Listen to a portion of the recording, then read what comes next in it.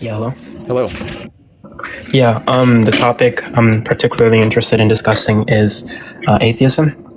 Okay. I'm currently a freshman in my undergraduate for philosophy, and I've read the fine-tuning account by Robin Collins. I think that's a particularly substantial case for theism. I was curious if you were interested in having a discussion on that.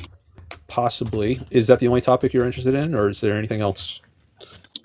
Yeah, we can also talk about the moral status of abortion if you're interested in that as well, but I would prefer having a discussion on the fine-tuning argument. Okay. Well, let's do at least a little bit of time on that, and we'll see how it goes. Maybe stick with it or go to abortion, but we can at least start off on that. Yeah. So the typical way the argument works, as explicated in the literature, there's a book by Plantinga where Collins lays out the argument. It starts with just the basic Bayesian likelihood principle, which we're using a restricted version of the Bayesian likelihood principle to get around this type of ad hocness, right? Because you don't want ad hoc theories. Basically, the restricted version just wants to say that evidence, a piece of evidence E confirms a hypothesis over H2, given your background knowledge, only when two conditions are satisfied. The first one is that the probability of the evidence given H1 in your background knowledge is greater than the probability of the evidence given your background knowledge than H2, right? Secondly, H1 must not have been adopted or defined in order to fit the evidence, right? That's the non-ad hocness restriction. And this is just a principle in standard Bayesian epistemology.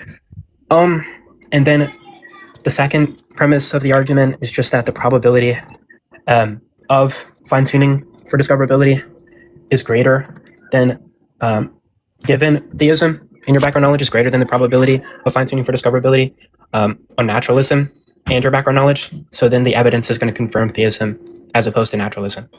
And there's further to discuss there. I was just curious on your thoughts on the argument just as stated. There's also another premise, which is just that theism isn't ad hoc. Okay.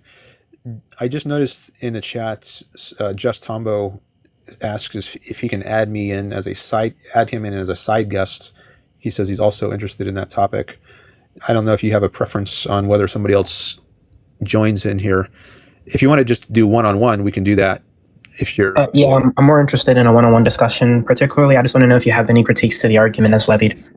But if you want, you can bring them up. Obviously, it's your panel. Okay. I do preference into account. Let's stick with one-on-one. All right. So I didn't follow that very well. I might have to hear it again or write some of it down. But I don't. I can give it kind of like absent the formalisms, so you can like better understand it. Yeah, let's try to make it like very brief and simple as possible.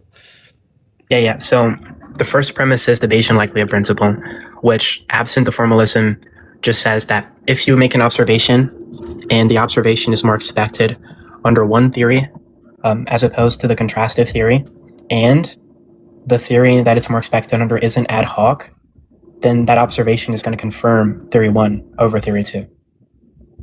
Was that simpler?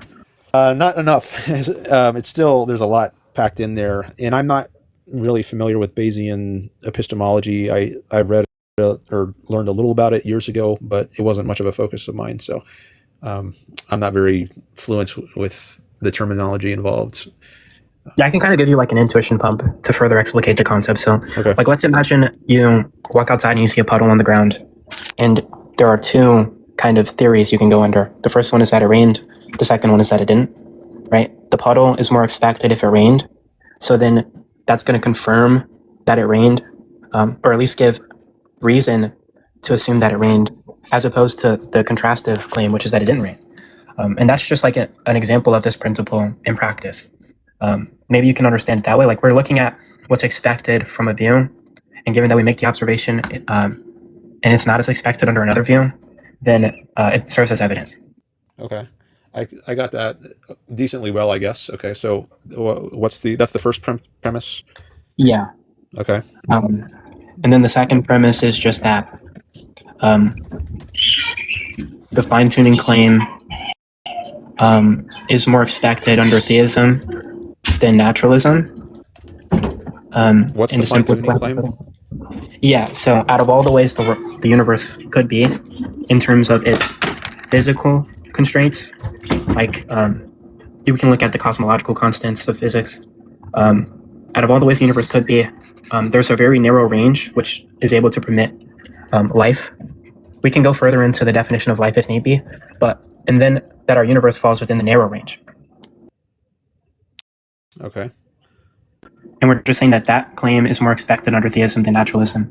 Hence, it's going to confirm theism over naturalism as some sort of evidence. Okay. And is that the end of it, or is there more? Yeah, that's about it. I was just curious on your thoughts on the argument. Okay, I have a better grasp on it now. So thanks for those elaborations. Let me think of see if I have any thoughts. So theism better explains the evidence, in particular, that there is life than the non-theistic viewpoint. So I guess one direction to go here is to say, what do you mean by theism? And if you just mean, okay, belief that there is a God, okay, then what do you mean by God? And does the God mean, at least in parts, an omnipotent being? I don't know if you heard from the earlier conversation about theism, but I talked some about the concept of omnipotence. So what is this God that theism posits? Is it the Christian God or the Jewish God or the Muslim God? What kind of God are we talking about? That's one question. So theism, in this sense, is a minimal form of theism, where we're not adding on further commitments. So theism is just simply the claim that there is a extremely powerful, causally active, disembodied rational mind that created the universe and is guided to bring about value in the world. That's just what theism in this sense is. We can kind of call it a form of minimal theism. So maybe that gives you a bit of clarity. And also, we're not necessarily saying that it is omnipotent, although I think that might give you a better mechanism by which this mind can create the universe, but we're not positing that yet. Okay. So you said it's the minimal theistic commitment is that there is an extremely powerful, disembodied, rational mind that brings about action in the world, something like that? Yeah, and then one last stipulation is that it's motivated to bring about value, right? It's motivated to bring about the good. It doesn't have to be all good. It's just motivated to bring about good. Also, I would recommend if you want more views and gifts, you should rise my friend Kylo. I'm pretty sure you debated him earlier. He's going to bring you a lot more viewers by just simply being on the panel. Oh, Kylo? He's not going to he's not going to like interrupt our discussion, but he will bring us more viewers. He's going to stay muted. Okay, so I debated him before, right? Today? Is that right? Yeah. What did we talk about? I don't remember what I talked about with him. I'm not fully familiar either. Okay, well, if you want him on, I'll go ahead and bring him on. If you but he's not going to like interject our convo or anything. Just to like, it's just going to bring more views. Okay, I appreciate that. Hello, Kylo.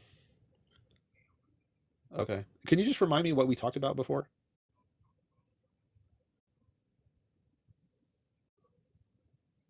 Oh, right. Okay. Thanks for reminding me. I'm trying to remember how it went after that came up. Utility.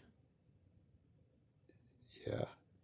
Okay. Anyways, I'll come back to Cap now. um, all right. So it's motivated. It's also, you added this point. God is motivated to bring about the good. All right. Well, that's I don't know what to say about that. It seems like a pretty a disembodied mind. Like what? How do I make sense of that? Like I'm a mind. I've got a mind. I've got a body to which my mind is related.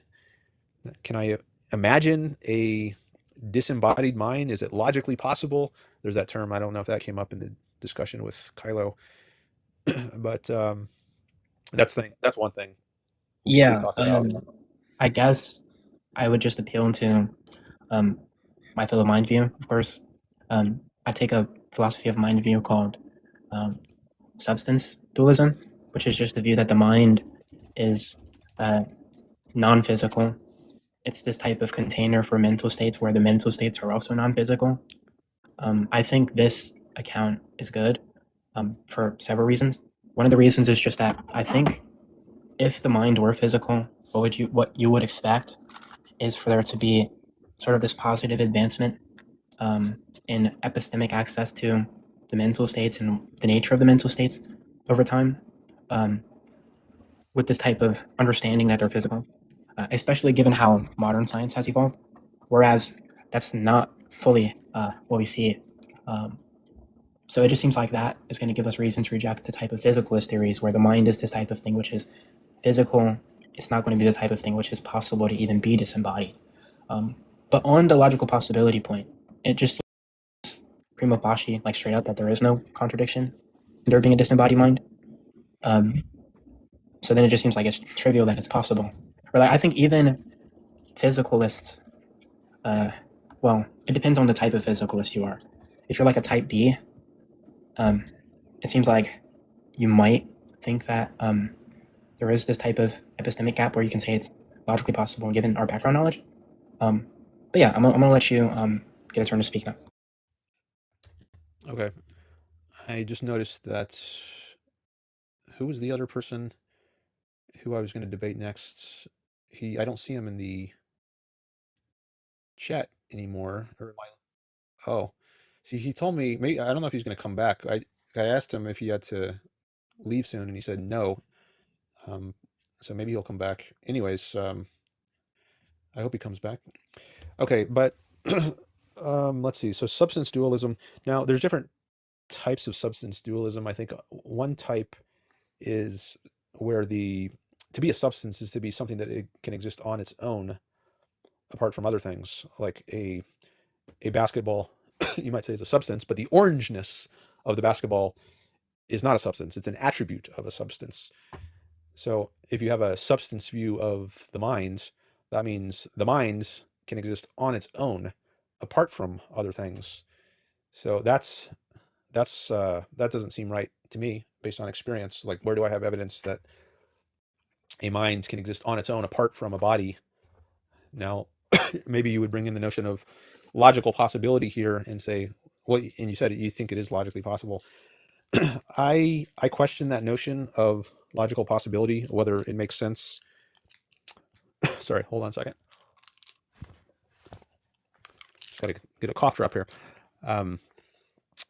So, like, pigs can fly. That's an example of something people will say is logically possible because they can't imagine. They can imagine it, and they don't see how it involves any contradiction. But I think that view of logic is a modern one, which I think is flawed. I take a view of logic where it's more Aristotelian, and to flesh that out some more, what can I say? So the laws of logic apply to reality and not just our thoughts. So the fact that you can imagine something, like if I'm imagining pigs fly right now, that's not really imagining pigs with all their properties. It's just imagining something with some of the properties of a pig, like its shape and its color. Maybe it's a pink thing, but to imagine all the properties of the pig is to also imagine its mass.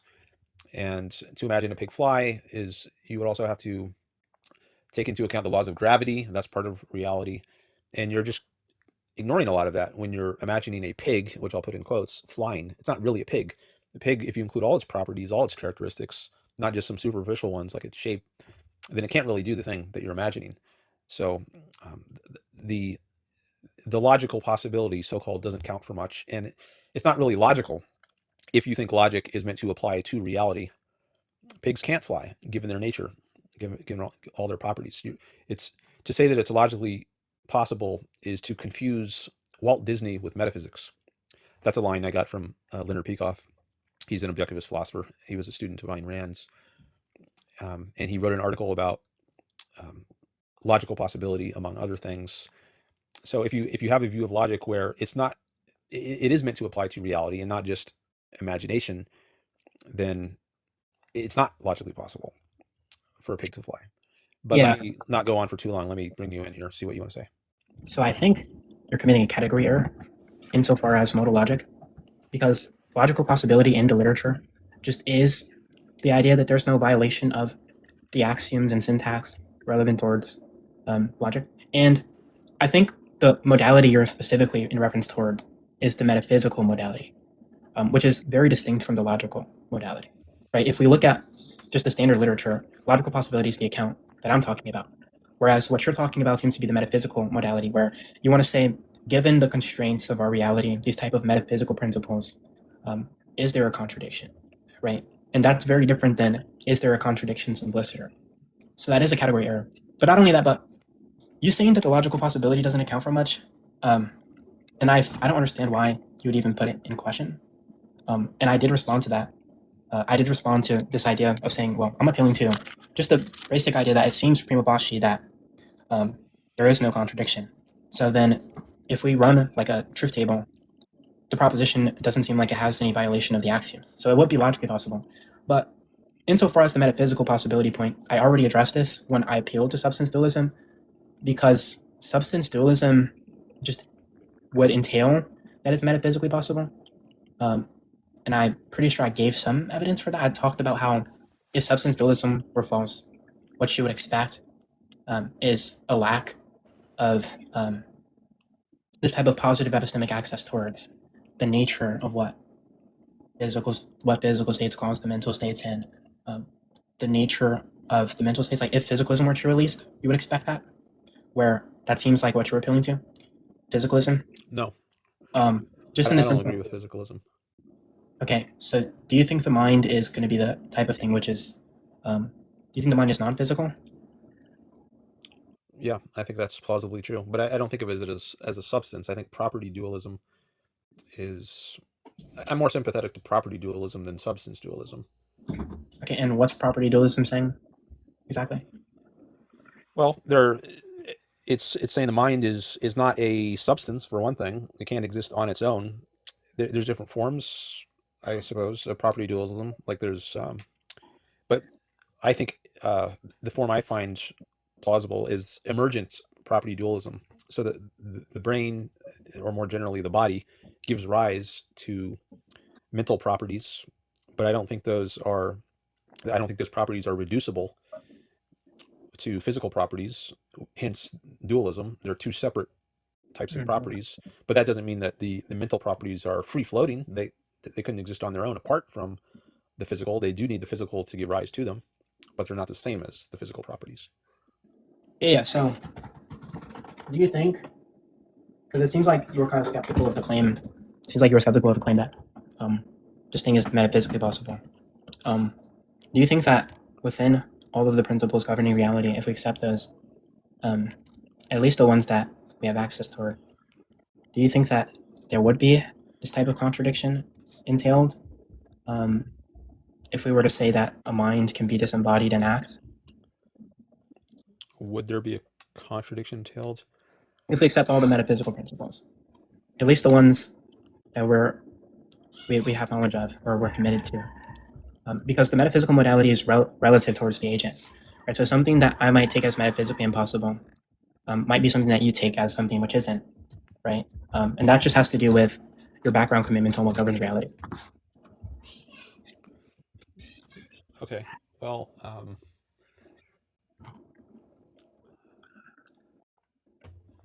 trying to think of what is the best angle to approach this from. Well, I don't know if this is the best, but I'll just throw it out there and we'll see where it goes. So it seems like you have a modern philosophy notion of some of these terms, like logical possibility, metaphysical possibility, and you mentioned truth tables. I think there's a lot involved with modern views of logic and metaphysics that are incorrect. Objectivism, which is Ayn Rand's philosophy, comes at things from a different framework. I'm not sure what you mean by metaphysical possibility is the same as what Ayn Rand would mean by that. But another thing I wonder about is miracles. So I'm guessing that on your view, you would say a man rising from the dead is logically possible, or a woman turning into a pillar of salt is logically possible. Yeah, it's These are trivial some, with this. It's trivially false. No, I'm saying that's trivially the case. Like those Okay. things being logically possible is trivial. Okay. Because it just seems like if we accept the stipulations of that view, then it seems like there's no contradiction there. I would even Okay. go so far as to argue that the things you just mentioned we have evidence for, but it just seems trivial that there's no contradiction. Evidence for miracles. Yeah, at least the Okay. ones you mentioned. We can talk about those if you want, but the point here is just that there's no contradiction. So then it would be logically possible under the account that I'm talking about. Which, if you're talking about an account different, then it seems like you were just talking about the metaphysical modality, which would just be a category error. And I kind of pointed that out earlier. Well, I think maybe what your categories are, I would disagree with. So, I don't know what that means, unless you're saying that there's no relevant distinction between what I take logical possibility to be and metaphysical possibility, when there clearly is. So then they're just in separate categories. I don't know what you mean by you wouldn't agree to the categories. Like, obviously, there's a distinction to be made between, given the way reality abides by, would there be a contradiction, and would there be a contradiction or a violation in the axiom simpliciter? Right? Those just seem trivially distinct. well, I question whether your notion, and not just yours, I mean, the modern philosophers' notion of logical possibility is a valid one. What does that mean? I question whether it's a useful one. I guess this ties back to the conversation with Kylo. Um, I don't know if you were here for that, but It is useful in the sense that contradictions are necessarily false, right? So we can reason to determine what types of things are necessarily false, right? It carries utility in that sense. But obviously, knowing whether or not your theories are incoherent is something that's beneficial, mhm. right? So it is useful. Well, it could be that that aspect of it is useful, but maybe there are other features of the concept which make it unuseful or even harmful. I don't. What would those be? It seems like there's a huge coordinated So success. if you end up saying like, well, pigs can fly, that's logically possible. Well, if you say that to a man on the street, let's say, who doesn't have philosophical training, he might say that's crazy. That's irrational. There's nothing logical about thinking pigs could fly or that a person could rise from the dead or a woman could turn I'm not into a pillar of interested in. salt. That's so illogical. What are you talking about? It's logically possible. Yeah, And but I to be think clear, I'm not interested in the layman. Or like, I okay, don't care well, if they think that it's the kind of thing which is impossible. I care whether or not, under the definition of possibility, it satisfies the definitional characteristics. Like, if it satisfies the definitional characteristics, then the layman is just wrong, and they're the ones who are being irrational. Maybe they don't have an adequate understanding of the concepts being employed, right? Which is fine, but that's not going to change the fact of, does it satisfy the definitional characteristics to be possible, right? So I don't even know what saying that even adds to the well, I talk. don't take it for granted that because a philosopher or a whole philosophical profession uses a concept, therefore it's better, superior to the kind of concepts a layman uses. In this case, Never said that.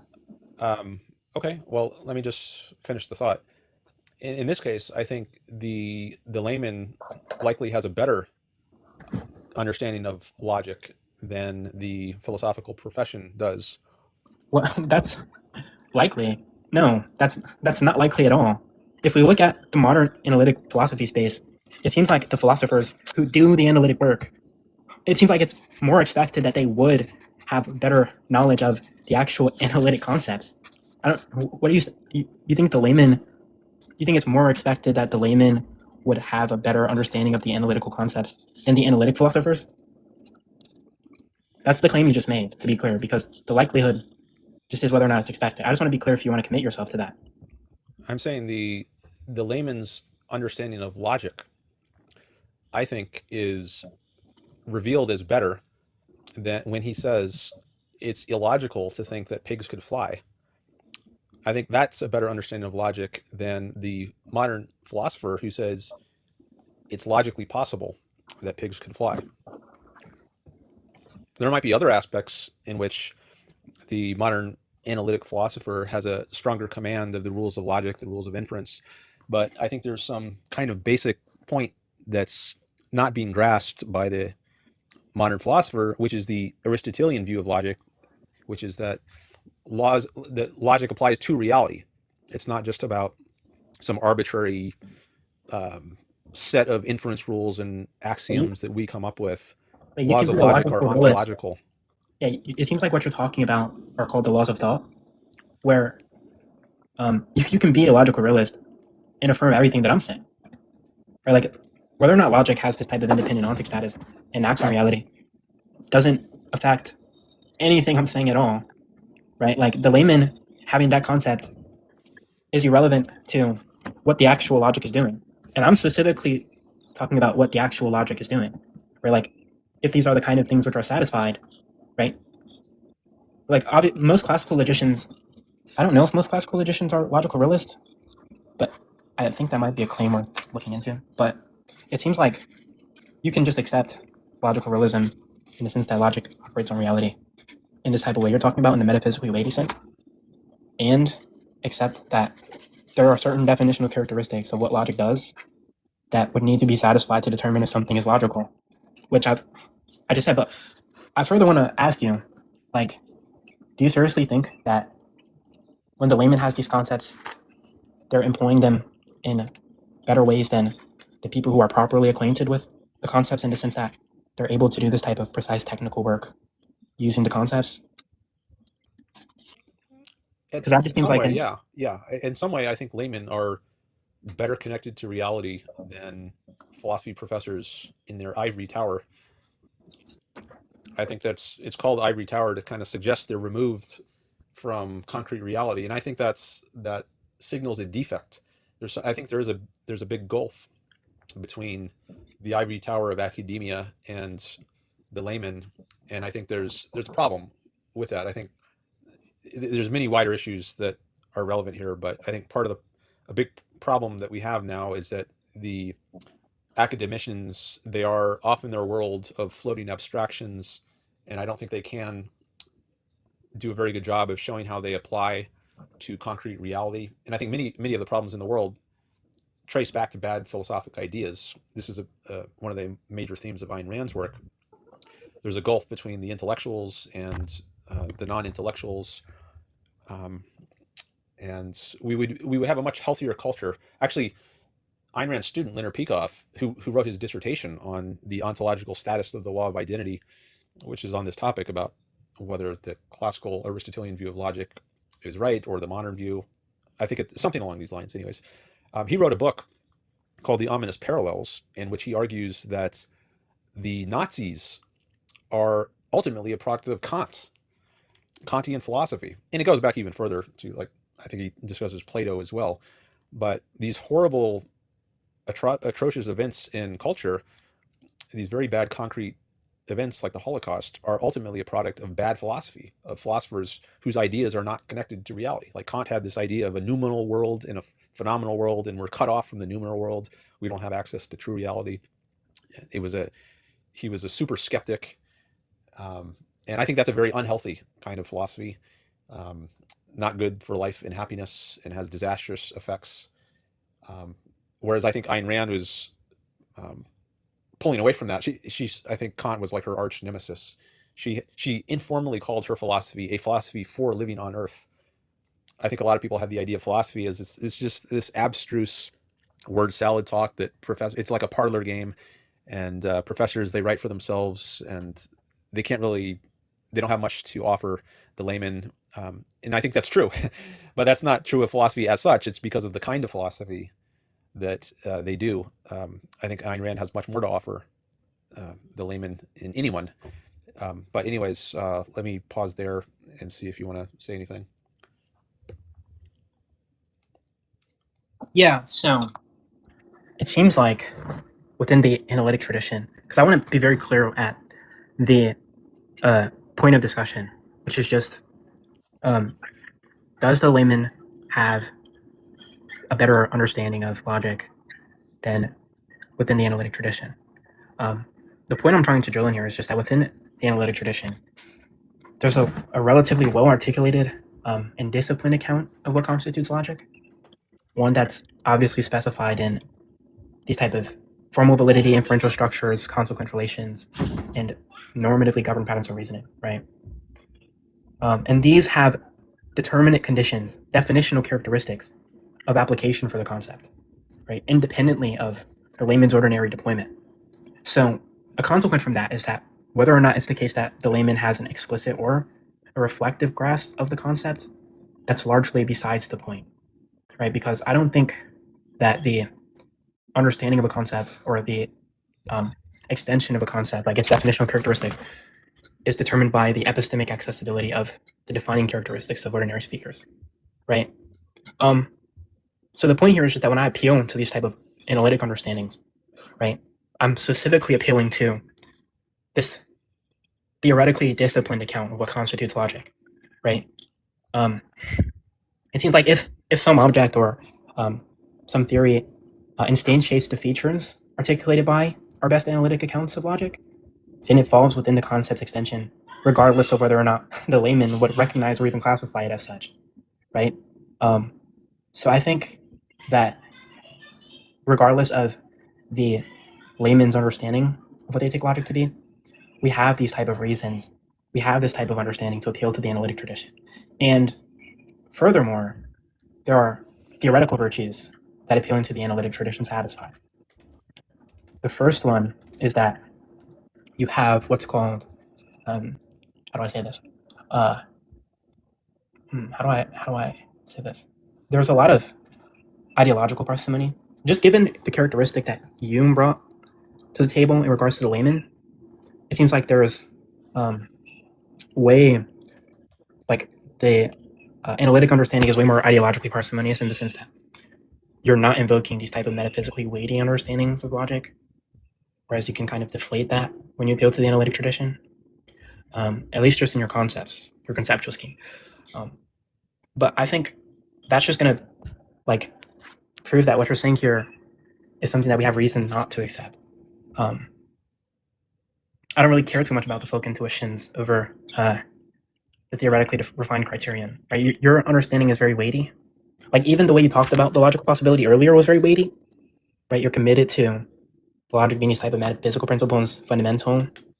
Where if you just use philosophy of science, you can kind of understand that you need to deflate your ontology, right? Because your understanding of logic is ontologically committed, like Kyler just said in the chat, where you're saying logic exists, it has real governing force.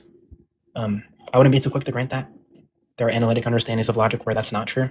And I would say that those, in light of the fact that you have a heavier ontology, should be accepted over yours anyways. So yeah, that's kind of where we're at right now, where the main contention with what you're saying that I have is just that we have these reasons to adopt the analytic tradition as opposed to the layperson.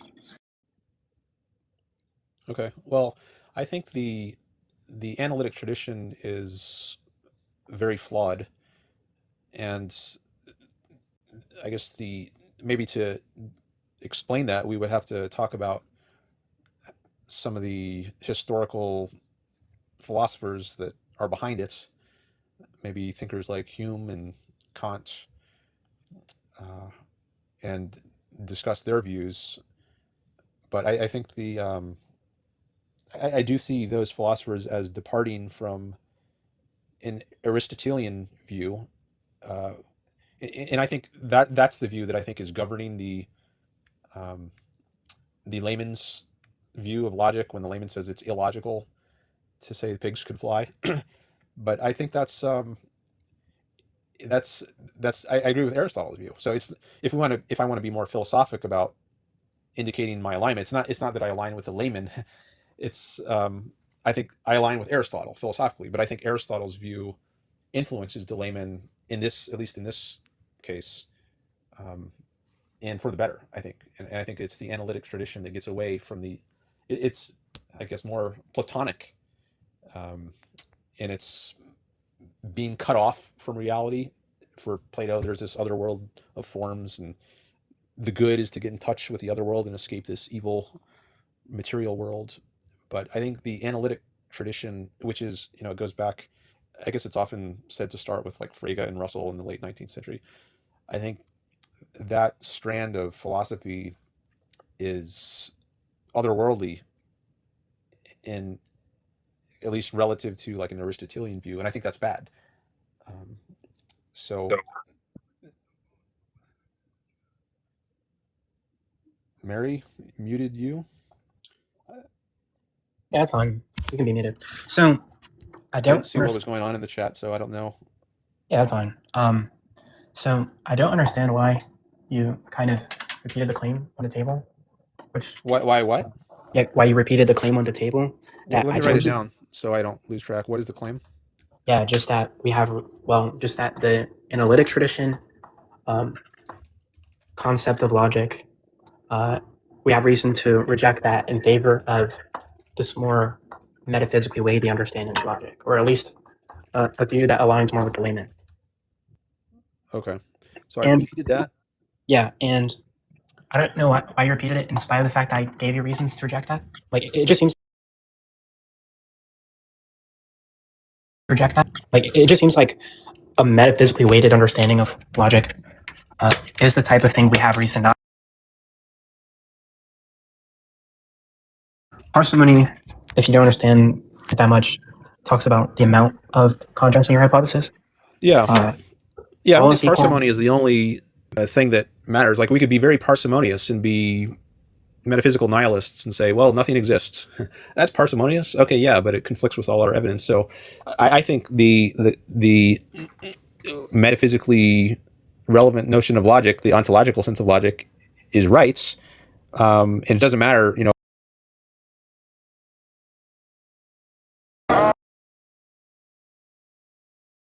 I guess that parsimony is not there.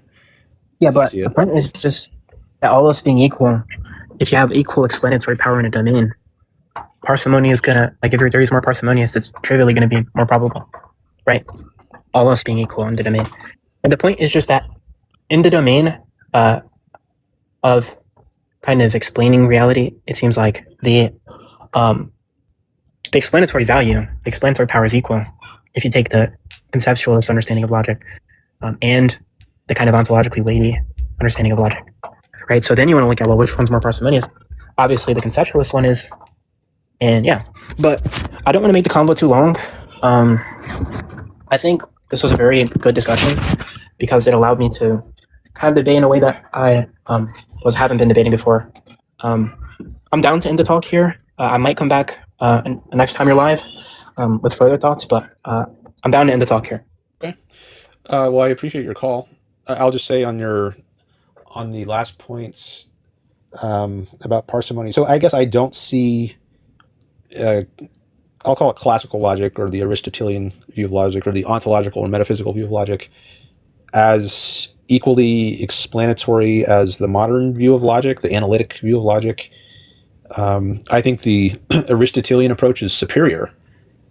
And I think a lot of modern symbolic logic, this kind of stuff you see in the wake of Frege and Russell, is a bunch of hot air or castles in the sky, and it doesn't do well at explaining reality.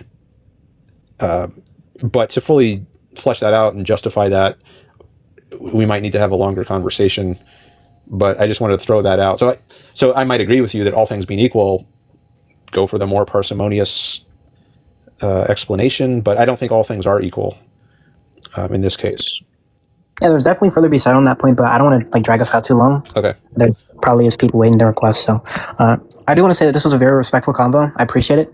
A lot of the debates I have don't typically go this way, but yeah, this was a great debate, man. I wouldn't even categorize this as a debate. I think it was more of like a discussion. So yeah, have a nice day, man. Yeah, you too. Yeah, that was civil. I appreciate that. That's the kind of discussions I like to have. And I say in my background, discuss, debate, or discuss. So it doesn't have to be a debate. We can just have a discussion.